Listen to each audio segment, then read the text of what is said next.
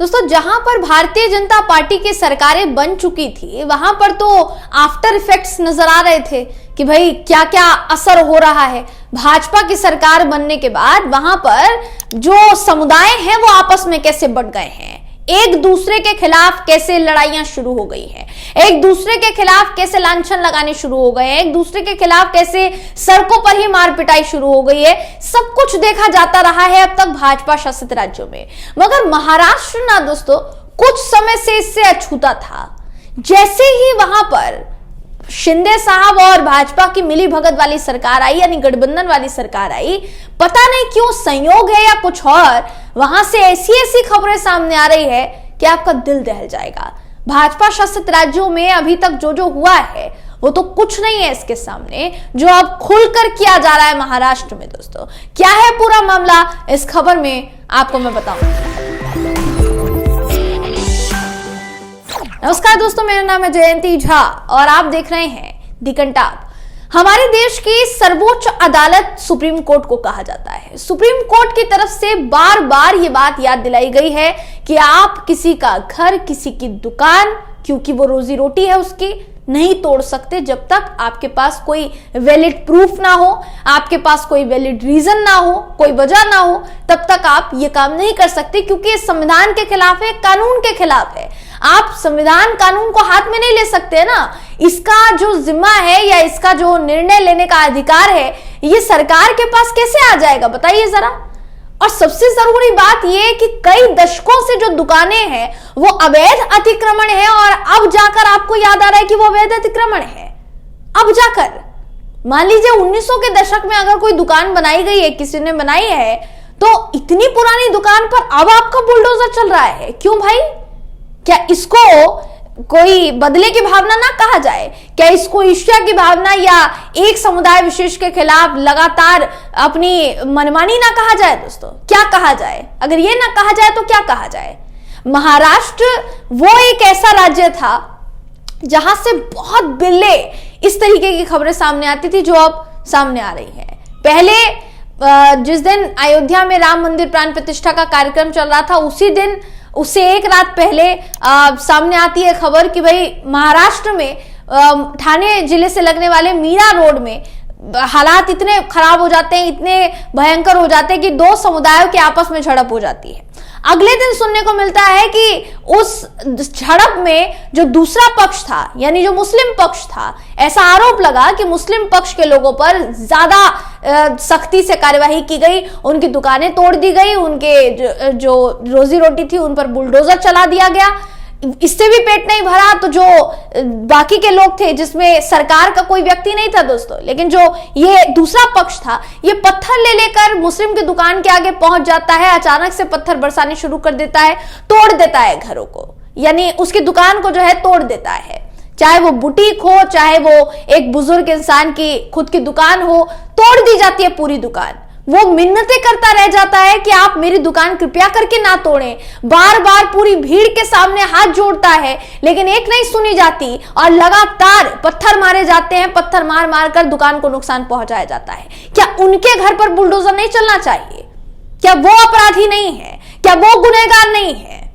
ये सवाल जितना जायज है दोस्तों और जितना जायज नहीं है, ये आप खुद डिसाइड कीजिए, आप खुद तय कीजिए।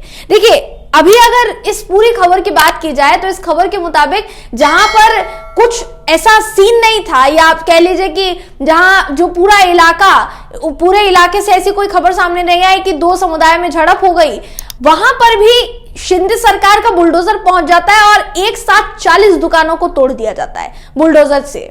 आपकी स्क्रीन पर इस वक्त खबर है जो कहती है कि महाराष्ट्र में सांप्रदायिक झड़प के बाद सरकार का अवैध इमारतों पर बुलडोजर चलाया जाना जारी है। ठाणे जिले के बाद मुंबई में भी नगर निगम ने मुस्लिम बहुल इलाकों में अवैध इमारतें तोड़ दी।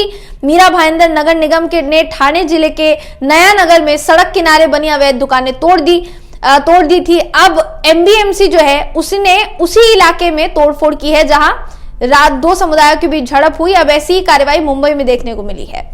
ये जो खबर है कहती है कि बृहन मुंबई नगर निगम ने मुंबई के मोहम्मद अली रोड पर लगभग 40 दुकानों को अतिक्रमण बताकर तोड़ दिया, हटाया। वहां से ध्वस्त की गई लगभग सभी दुकानों में इब्राहिम मोहम्मद मर्चेंट रोड पर स्थित दुकानें थी। कई फेरी वालों के स्टॉल शामिल थे। बुलडोजर एक्शन से प्रभावित कुछ प्रमुख व्यावसायिक दुकानों में नूरानी मिल्क सेंटर और सुलेमान उस्मान मिठाई वाला शामिल था। बताया जा रहा है जो दुकानें 1930 के दशक से बनी हुई थी। सवाल यही उठता है कि ऐसा तो नहीं है कि एकनाथ शिंदे जी की अभी सरकार बनी है, पहले भी तो इनकी सरकारें थी, पहले भी सरकार में रहे हैं ना, ये बाकायदा बड़े मंत्री के पद पर रहे हैं उद्धव ठाकरे की सरकार में। क्या तब आपको याद नहीं आया कि ये जो दुकानें हैं ये अवैध है और 1930 के दशक से रहने वाली ये जो दुकानें हैं इनको तोड़ दिया जाना चाहिए, क्योंकि अतिक्रमण है, क्योंकि ये अवैध अतिक्रमण है, इसलिए इनको तोड़ा जाना चाहिए। क्या उस वक्त याद नहीं आया कि अभी याद आ रहा है? तो इसको बीजेपी का असर कहें या फिर कुछ और कहें, सवाल ये है दोस्तों। ये जो खबर है कहती है कि बीएमसी ने मोहम्मद अली रोड पर अतिक्रमण रोधी अभियान चलाया। किसी अन्य वार्ड में नगर निकाय द्वारा ऐसी कोई कार्यवाही नहीं की गई। मुंबई में कुल 24 प्रशासनिक वार्ड कार्यालय हैं। कुछ वार्ड कार्यालयों ने कहा कि मुख्यमंत्री एकनाथ शिंदे की गहन सफाई पहल पर हम काम कर रहे हैं। ज्यादातर अवैध विक्रेताओं को हटाया जा रहा है, ऐसा उनका कहना है। बीएमसी के अतिक्रमण हटाओ विभाग के एक अधिकारी ने बताया कि सीएम ने गहन सफाई अभियान चलाया है और इसी के तहत सभी नगर पालिका वार्ड अभियान जो है चला रही है। नगर निगम फुटपाथ को साफ सुथरा बनाने के लिए सड़क के किनारे छोटे भोजनालयों और विक्रेताओं को हटा रहे हैं। अभियान पिछले साल दिसंबर के पहले सप्ताह से चालू है, ये इनका कहना है। सवाल ये उठता है दिसंबर के पहले हफ्ता से चालू है तो अब जो है इसमें तेजी कैसे आ गई अचानक से? अगर आप देखेंगे दोस्तों, जब से राम मंदिर प्राण प्रतिष्ठा के दिन वो इकलौता मामला सामने आया है मीरा रोड के नया नगर से, तब से लेकर अब तक महाराष्ट्र सरकार की जो कार्यवाही है वो तेज होती चली जा रही है। अगर आप एक साथ 40 दुकानों को तोड़ देते हैं, 40 दुकानों पर बुलडोजर चला देते हैं, तो क्या इसे गहन सफाई का नाम दिया जाएगा कि भाई फुटपाथ साफ कर रहे हैं, फुटपाथ को साफ किया जा रहा है, जो दुकानें अवैध है उनको हटाया जा रहा है? ये दुकानें 1930 के दशक से हैं, तब अवैध नहीं याद आई थी, आज अवैध हो गई हैं। और आप तो ये कह रहे हैं कि आप फुटपाथ की सफाई कर रहे हैं। वो जो लोग वहां पर दुकानें खोलकर बैठे हैं या दुकान कई सालों से खोलकर बैठे हैं, जिनके जो आपके मुताबिक अवैध है, उनके मुताबिक वो अवैध नहीं है, उनकी रोजी रोटी का एकमात्र जरिया है। आपने तो सफाई के जरिए उसको हटाना शुरू कर दिया है, लेकिन उनका क्या, जिनकी रोजी रोटी छिन गई, परिवार कैसे पालेंगे वो? क्योंकि आप नौकरी तो देने से रहे ना, नौकरी मिलेगी नहीं, दुकान चला नहीं पाएंगे, बाकी का काम कुछ कर नहीं पाएंगे, तो करेंगे क्या?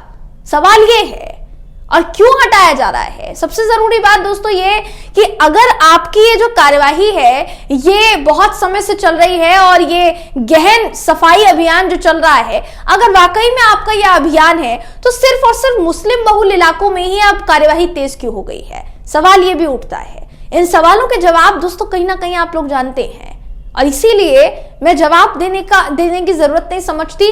आपसे जानना चाहूंगी कि आप जवाब के तौर पर क्या सोचते हैं, आपकी राय क्या है, कमेंट करके जरूर बताइएगा। अगर आपको ये वीडियो पसंद आया हो तो वीडियो को लाइक कीजिए, शेयर कीजिए, चैनल को सब्सक्राइब करना बिल्कुल भी ना भूलें दोस्तों। फिर मुलाकात होगी आपसे अगली वीडियो में, तब तक के लिए नमस्कार।